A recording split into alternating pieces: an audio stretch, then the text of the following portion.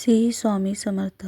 जबाबदाऱ्या सांगून येत नाहीत आयुष्यात, त्या हळूहळू येतात. अगदी शांतपणे. कुणी आपल्याला आधीच सांगत नाहीत की आता तुझे बालपण संपले, आता तुला स्वतःचे आणि इतरांचे ओझे उचलायचे आहे. कधी आईच्या चेहऱ्यावरची चिंता दिसते, कधी वडिलांच्या नजरेतील थकवा, आणि नकळत काहीतरी बदलतेच. तेच म्हणजे जबाबदारी. पहिले पाऊल असते.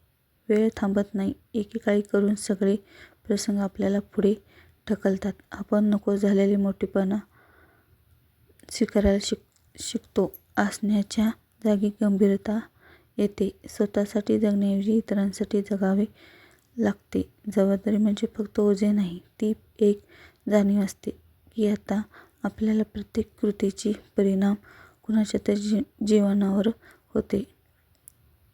कधी आई-बाबांसाठी, कधी बहीण-भावांसाठी, तर कधी आपल्यावर विश्वास ठेवणाऱ्यांसाठी.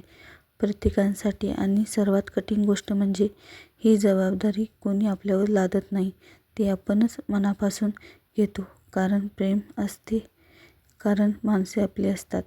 आयुष्याचा हाच टप्पा सर्वात जड पण सर्वात सुंदर असतो.